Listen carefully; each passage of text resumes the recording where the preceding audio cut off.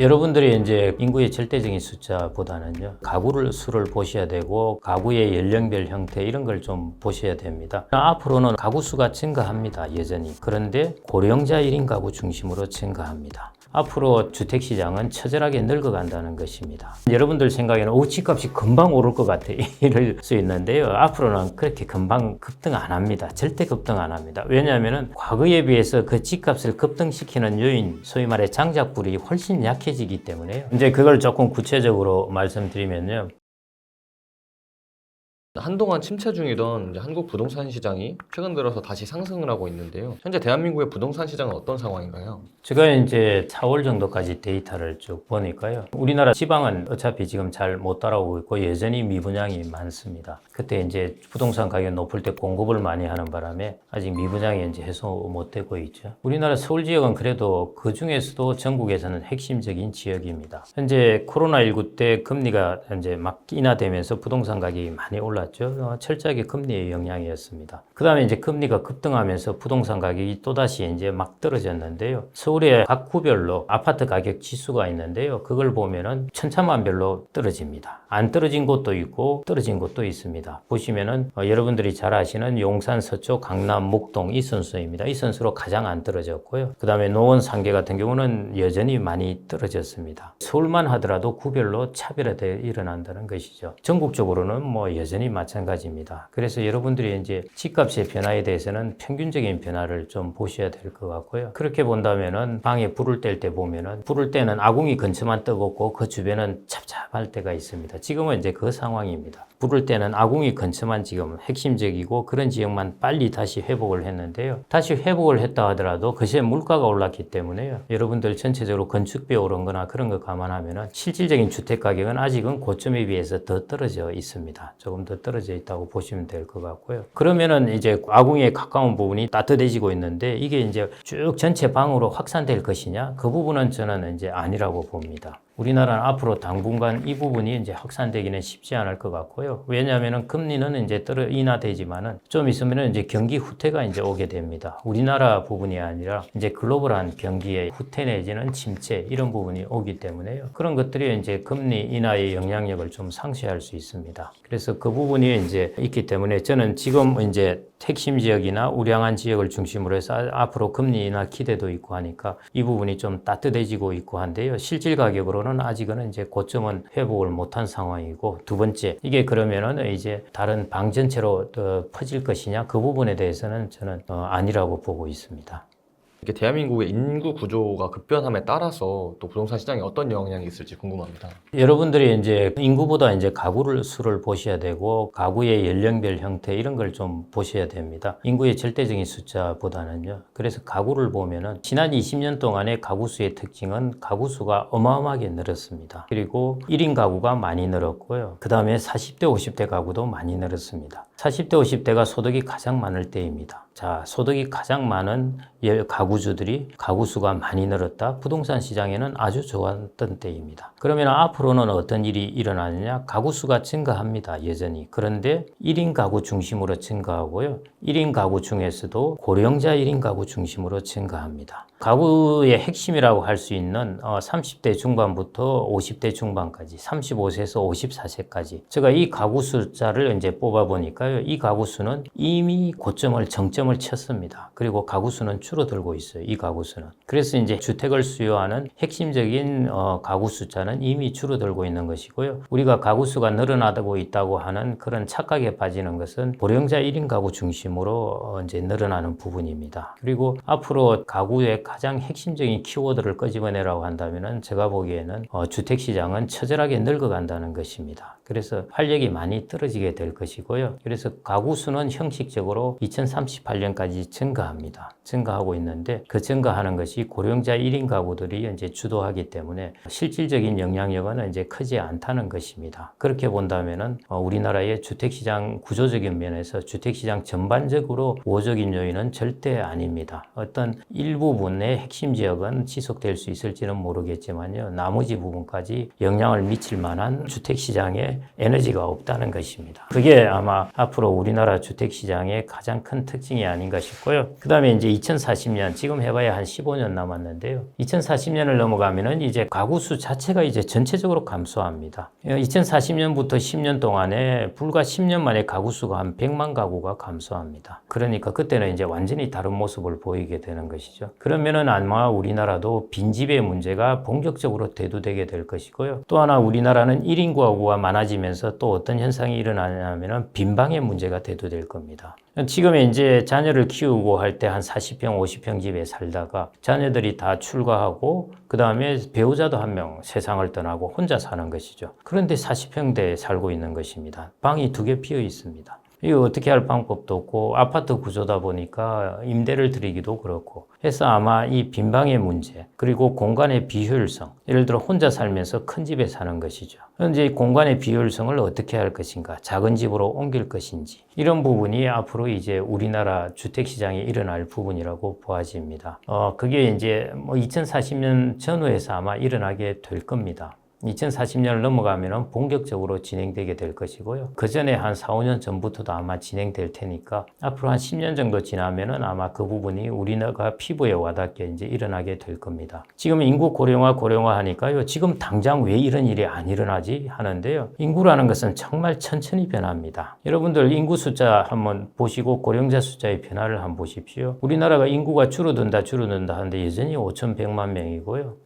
그게 2050년 가면 4,700만 명 정도, 한 400만 명 정도 줄어든 것입니다. 그리고 지금부터 10년 동안에 줄어들지도 않습니다, 별로. 그러니까 인구는 천천히 변하니까요. 여러분들 거기에 대해서 너무 조급증을 내시지 말고 그래서 지금 주택시장이 뭐 바로 인구 앞으로 변할 것 같은데 20년 후에 인구 변할 걸 전망해서 주택시장의 가격이 움직이지 않습니다. 주택가격은요. 그러니까 그런 부분이 당장 지금 급하게는 변하지 않는 것이고 제가 보기로는 그 모멘텀은 한 10년 정도부터 본격적으로 아마 일어날 것 같고 그 모멘텀이 본격적으로 진행되면은 무엇으로라도 이것을 막을 수 없을 만큼 더 강하게 진행될 것 같습니다. 그래서 그런 변화를 보면서 이제 지금부터 여러분들이 슬슬 주택시장 에 대해서 이제 플래닝을 짜는 것 그게 이제 중요할 것 같습니다. 이 주택은 끝없이 올라갈 것 같아가 아니라 앞으로 10년 정도 후부터는 상당히 이제 좀 변곡점에 들어설 것 같아 하는 그런 플래닝으로 좀 그리고 주택시장에 여러 가지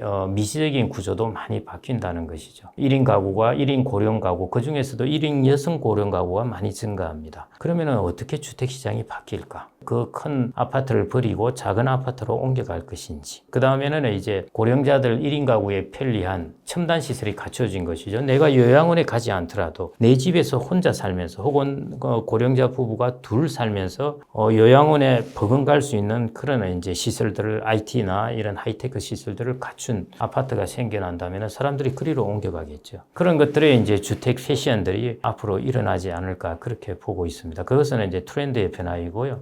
실제 어떻게 변할지는 두고 봐야 될 것 같습니다만은 제가 짐작키로는 사람들이 요양원이라는 선택지가 있을 거고 그 다음에 자기의 집이라는 선택지가 있을 텐데 덩그러니 옛날 큰 집이라는 것보다도 첨단 시설이 갖추어진 것들 예를 들어 내가 변기에 앉았는데 거기서 나의 혈당이라든지 이런 것들을 체크될 수 있는 그런 시스템이라든지 내가 모션상 넘어졌는데 그런 부분이 바로 연락될 수 있고 달려올 수 있게 하는 시스템이라든지 그리고 병원이 가까이 있는 곳이라든지 이런 쪽으로 옮겨가기 마련이라는 것이죠. 그러면 요양원에 안 있더라도 나는 내 집에 살면서도 그런 위기 상황을 모면할 수가 있다는 것이죠. 그런 것들의 이제 변화들이 앞으로 주택시장에 일어날 것 같습니다. 우리나라는 그동안 부동산 불패라고 생각하는 분들이 굉장히 많았지만 앞으로는 부동산에 투자를 하기에는 리스크도 굉장히 클 것이고 옥석을 가려내기도 어려울 것으로 보여집니다. 만약 현재 시점에 투자를 한다면 이제 부동산과 주식 중 어디에 투자를 하는 게 더 유리하다고 생각하시나요? 제가 이제 자산의 서식지 아까 말씀을 드렸는데요. 제가 이제 이런 말도 썼습니다. 여러분들이 이제 극단적으로 말하면은 벽돌에 투자할 것인가 아니면은 가장 최우량한 하이테크 기업에 투자할 것인가 하는 것입니다. 우리나라가 인구가 2배가 될 때 2,500만 명에서 5천만 명이 될 때 시대를 여러분들은 까먹으셔야 됩니다. 그 시대에는 정말 집을 가지고 있고 사면은 하여튼 무조건 올랐는데요. 인구가 5,500만 명에서 정체되는 것뿐만 아니라 제가 아까 말씀드렸죠. 우리나라 인구는 세 가지 악재를 가진다고요. 인구 구조가 몹시 불균형적이다. 두 번째, 인구 자체가 감소한다. 여러분들 선진국이 다 감소한다고 생각하시지 마십시오. 미국은 앞으로 30년 동안 5천만 명 이상 증가합니다. 그리고 호주 인구 많이 증가해요. 우리나라는 인구가 감소합니다. 아시아 국가들이 그래요. 그 다음에 세 번째, 이 변화 속도가 너무 빠르다.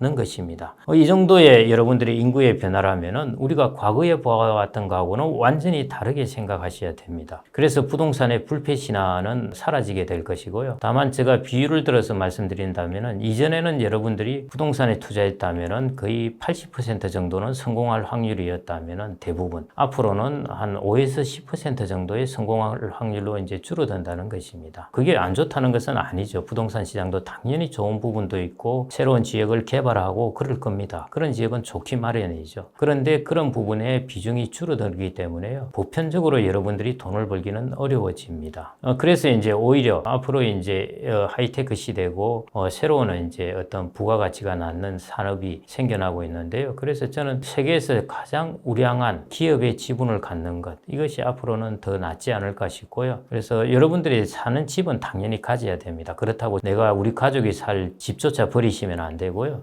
내가 사는 집은 여러분들이 가지시고, 그 다음에 우리나라는 지금까지 보면은 그 후에 자본을 가지고 임대 사업을 많이 했습니다. 우리나라 사람들이 왜 보면은 가계부채가 높은가 하면요. 임대주택 비중이 유럽 국가들은 30% 이상이죠. 국가가 그걸 하고 있습니다. 그러니까 국가가 부채를 통해서 그걸 하겠죠. 그 다음에 미국이나 이런 나라들은 또 이제 기업들이 그 임대 사업을 합니다. 우리나라는 개인들이 합니다. 그러다 보니까 개인들이 집을 세채네채 갖게 된 것입니다. 그 리스크가 이제 커진다는 것이죠. 그래서 여러분들이 그런 걸 지속하는 것보다는 여러분들의 집을 한 채 갖고 그 다음에 그 나머지의 자산을 추가적인 부동산을 통해서 임대 수익을 추구하기보다는요. 이제 리츠를 통해서 좀 분산을 하시고 우량한 부동산으로, 그 다음에는 세계적으로 글로벌하게 가장 우량한 기업을 사시는 것, 그 지분을 사시는 것, 그쪽으로 저는 여러분들의 포트폴리오를 좀 변화시킬 것을 저는 좀 추천드립니다. 세계에서 그러면은 가장 우량한 주식은 무엇이냐 하면은 뭐 여러분들 종목으로는 엔비디아, 애플 뭐 이런 말을 하실 수 있는데요. 여러분들 노키아 보십시오. 노키아도 그렇게 우량한 기업이 있는데 애플이라는 것이 성장하면서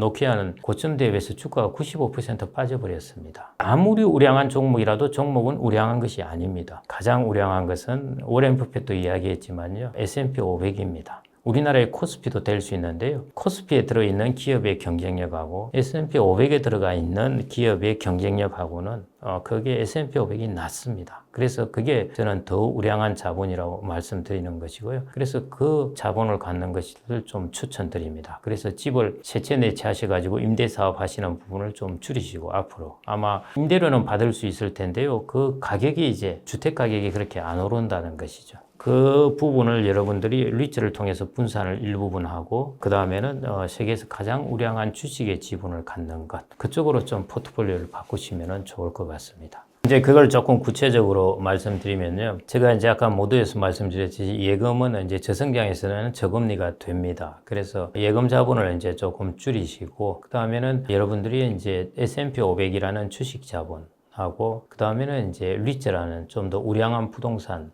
자본입니다. 그거하고 이제 우리나라가 모두 원화에 노출되어 있는데요. 이제 여러분들의 통화도 이제 조금 분산을 하셔야 됩니다. 그래서 달러라든지 이런 기축통화의 비중을 좀 높이시는 것, 이렇게 갖는 게 좋고요. 그 다음에 주식하고 이렇게 궁합이 잘 맞는 것은 예금보다는 채권입니다. 왜냐하면 주식 가격이 떨어질 때 예금 가격은 고정되어 있지만 채권 가격은 오르는 경향이 큽니다. 그래서 여러분들의 포트폴리오를 주식, 예금 이렇게 들고 있는 것보다는 주식, 채권으로 들고 있는 게 낫습니다. 그래서 구체적으로 말씀드리면 S&P 500, 리츠, 그 다음에 채권 펀드죠. 채권 펀드, 그 다음에 달러, 이것들이 여러분들의 포트폴리오가 좀 되시면 좋을 것 같고요. 내 집은 거기에 반드시 필수 요건으로 들어가 있습니다. 일본의 경우를 보면은 이제 고령화가 되어서 나이가 들어서 이제 상당히 상황이 어려워지는 것, 극빈으로 내몰리는 경우가 세 가지인데요. 첫째, 내 집이 없을 경우. 임대료가 들어가기 때문에 이 고정 비용이 만만치 않습니다. 그 다음에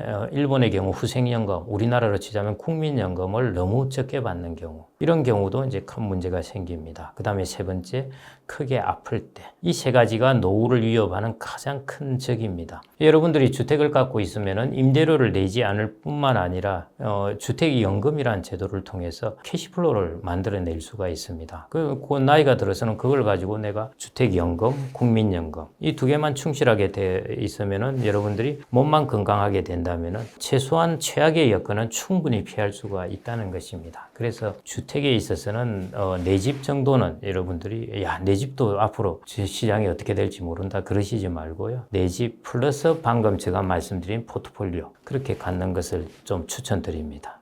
사실 많은 분들이 그 내 집 마련은 언제 어디에다 해야 될지도 고민이 많으시잖아요. 그 부분에 대해서 조언을 해주실 수 있으실까요? 그 타이밍은 진짜 어렵습니다. 어렵고요. 여러분들이 이제 앞으로 올라갈 곳 하면서 너무 비싸고 그런 지역에 하다 보니까 부채를 과다하게 지게 됩니다. 그런데 그러다가 만일 여러분들이 미국에 보면은 엘리자베스 워렌이라고 이제 하버드대 교수했던 이 사람은 파산이 전공인데요. 맞벌이 함정이라는 책을 썼습니다. 파산한 사람들을 조사를 해보니까 의외로 고소득 맞벌이들이 있다는 것입니다. 그래서 궁금했죠. 왜 이 사람들이 파산을 하게 될까? 보았더니 이 사람들이 맞벌이를 하면서 고소득이다 보니까 이제 학군이 좋은 데 가서 비싼 집에다가 이런 쪽으로 옮겨가는 것입니다. 그러려면 부채를 많이 져야 되는 것이죠. 그래서 이제 채무를, 모기지를 이제 많이 빌려서 하고 있는데 둘 중에 한 명의 직업이 떨어져 버린 것입니다. 그러니까 소득이 절반으로 줄어든 것이죠. 그러니까 이걸 못 갚아서 이제 파산에 이르게 된 것입니다. 그래서 여러분들이 이제 주택 하니까 이게 앞으로 가격이 올라야지 하는 이 부분에 너무 집중을 하다 보니까 아주 비싼 집을 많은 부채를 가지고 사게 됩니다. 그런데 이게 자칫 잘못하면은 가정 전체의 삶을 한 20년 동안에 정말 짓누를 수가 있습니다. 그 부채에 헤매게 할 수가 있으니까요. 그렇게 하시지 말고 여러분들의 어느 정도의 레버리지를 하기는 하는데 극단적으로 나의 소득이 절반 줄어들었을 때도 내가 견딜 수 있을 정도의 레버리지를 하시면서 그래서 집을 사놓고 그 다음에 여러분들이 소득이 많아지면서 옮겨가시면 돼요. 조금 벗어난 곳에서 산 다음에 이제 중심으로 원하는 곳으로 옮겨가는 것이죠. 그런 전략으로 저는 좀 쓰시면 좋을 것 같고요. 처음부터 내가 중심 지역에 가서 돈을 많이 빌려서 내가 이걸 해보겠다 하는 것은 성공할 수도 있지만은 크게 실패할 수도 있습니다. 실패했을 때는 삶이 두 번 있는 것도 아닌데요. 한 번 있는 삶에 거의 10년, 20년을 그냥 빚에 짓눌러 있다 보면은 가정 분위기도 안 좋아집니다. 그래서 그런 삶보다는 저는 추천드리기를 옛날에 저희들은 그랬어요. 이제 작은 데서부터 옮겨가기 시작했습니다. 그래서 여러분들도 그렇게 처음에는 평수가 적지만은 적은 평수로 하면은 가격도 좀 싸기 마련이니까요. 그렇게 해서 거기서부터 이제 이렇게 좀 여러분들의 소득이나 여력이 될 때마다 옮겨가시는 전략을 쓰면 좋을 것 같고요. 그러면은 여러분들 생각에는 집값이 금방 오를 것 같아 이럴 수 있는데요. 앞으로는 그렇게 금방 급등 안 합니다. 절대 급등 안 합니다. 왜냐하면은 과거에 비해서 그 집값을 급등시키는 요인, 소위 말해 장작불이 훨씬 약해지기 때문에요. 그렇게 걱정 안 하셔도 옮겨갈 수가 있으니까요. 그런 식으로 여러분들이 집 마련을 하시면 어떨까 싶습니다. 그래서 집을 그렇게 적은 평수 혹은 조금 가격이 낮은 집은 거기 실패했다 하더라도 내가 타이밍상 조금 잘못 잡았다 하더라도 손실도 그렇게 안 크거든요. 그만큼 리스크도 적은 편인 것이죠. 부채의 리스크, 내가 높은 가격에 샀을 리스크 그런 부분도 좀 줄어들게 되니까요. 처음에 그렇게 시작해서 하시는 게 어떨까 저는 그렇게 보고 있습니다. 그 다음에는 이제 때가 되면 잘 옮겨 가십시오. 거기서 잘 머무르기 쉬운데요. 이제 옮겨가는 것. 그 부분이 좀 필요할 것 같습니다.